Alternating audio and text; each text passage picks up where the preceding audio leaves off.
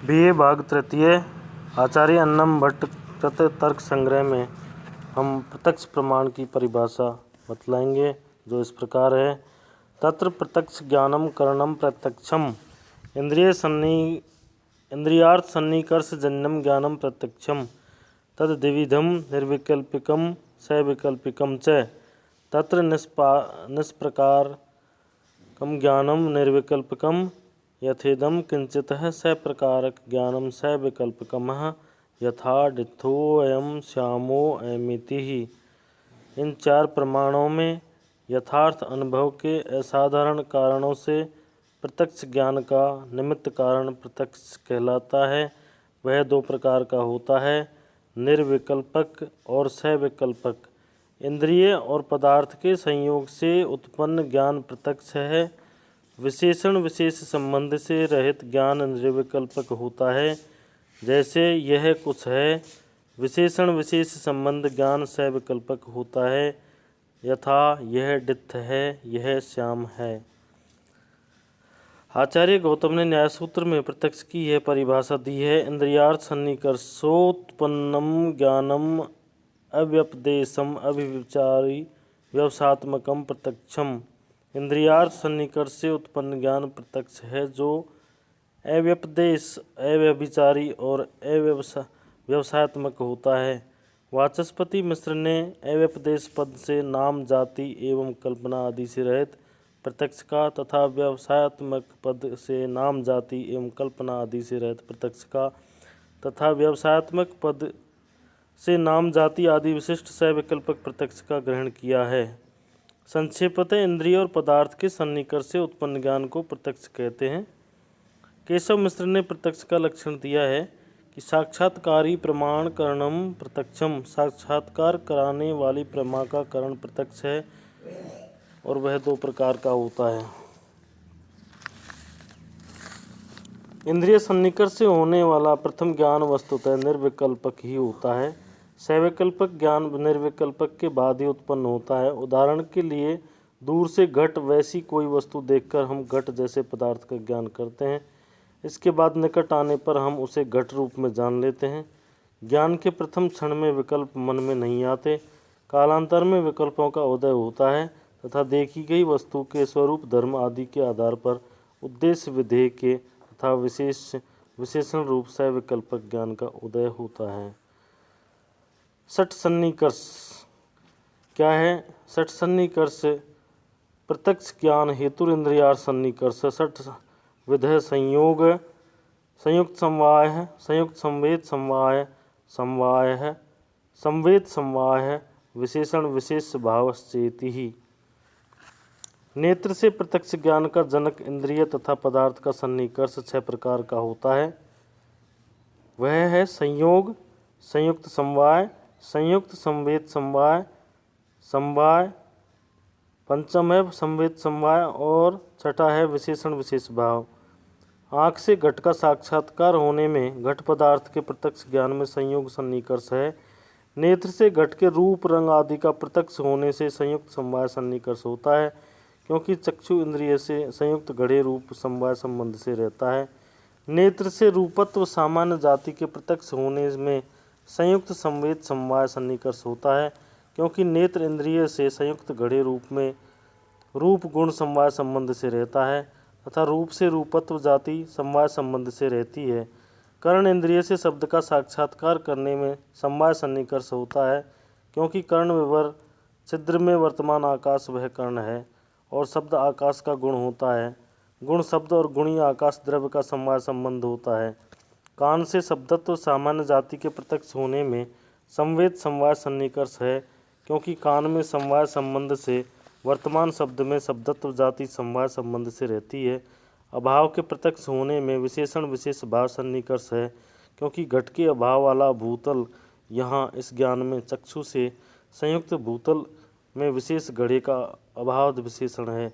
इस प्रकार षट् सन्निकर्ष से उत्पन्न ज्ञान प्रत्यक्ष कहलाता है। उस प्रत्यक्ष का साधन करण या असाधारण कारण है, अतः इंद्रिय प्रत्यक्ष प्रमाण है। आचार्य अन्नम भट्ट ने यथार्थ अनुभव के 4 भेद किए हैं। प्रत्यक्ष का लक्षण करने के पश्चात षड सन्निकर्ष की 100 उदाहरण विवेचना की है। इंद्रिय और अर्थ का सन्निकर्ष 6 प्रकार का होता है। इस प्रकार के सन्निकर्ष का असाधारण कारण इंद्रिय है।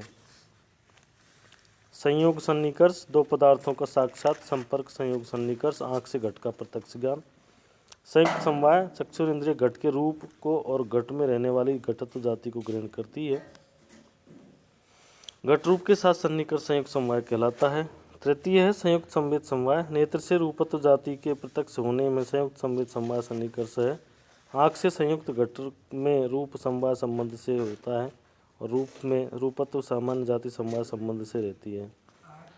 चतुर्थ है समवाय गुण गुणियों संबंध। समवाय के आधार पर गुण और गुणी का समवाय संबंध होता है। जैसे कर्ण से शब्द का साक्षात्कार, कान का साक्षात्कार होने से समवाय सन्निकर्ष है। कान के छिद्र में जो आकाश है, शून्य स्थान कर्ण शुष्कली वह श्रोत्र है। शब्द का आकाश का गुण है। शब्द गुणम आकाशम, गुण शब्द और गुणी आकाश में समवाय संबंध है। पांचवा है संवेद समवाय सन्निकर्ष। शब्दत्व जाति के प्रत्यक्ष में संवेद समवाय सन्निकर्ष होता है। छठा है विशेषण विशेष भाव सन्निकर्ष। आँख से जब किसी वस्तु के अभाव का साक्षात्कार किया जाता है तो उसमें विशेषण और विशेष भाव संबंध होता है। अभाव का प्रत्यक्ष होने में विशेषण विशेष भाव संबंध होता है। अभाव का प्रत्यक्ष होने में विशेषण विशेष भाव सन्निकर्ष होता है, क्योंकि भूतल घटा भावतः इस ज्ञान में चक्षु से संयुक्त पृथ्वी तल में विशेष में घड़े का भाव विशेषण है।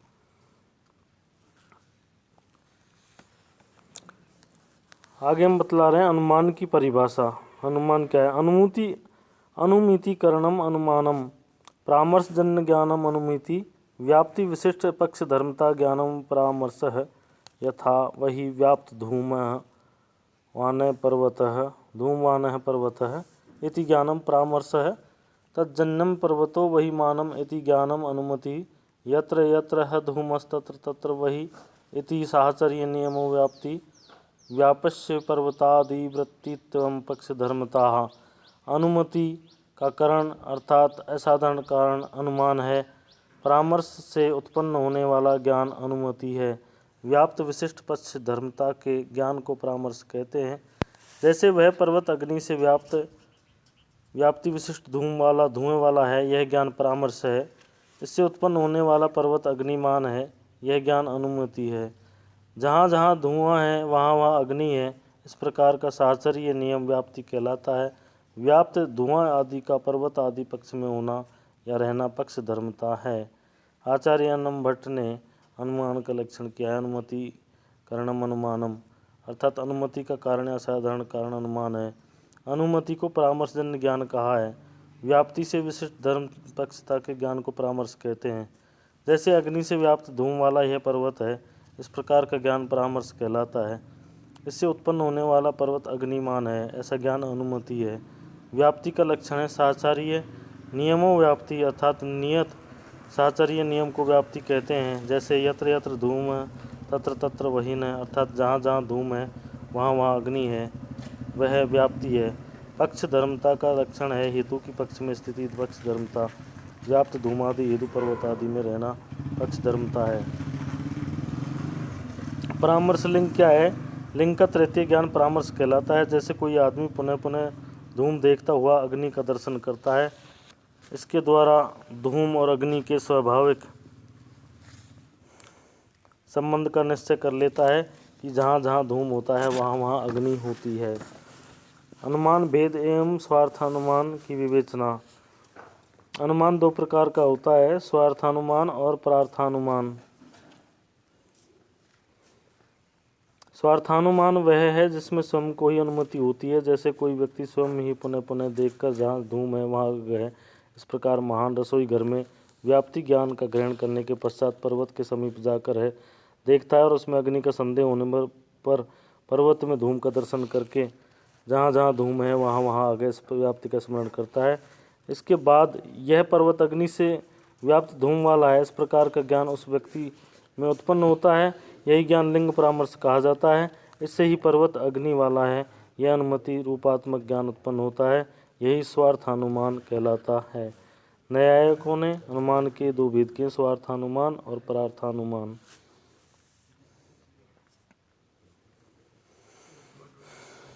धन्यवाद।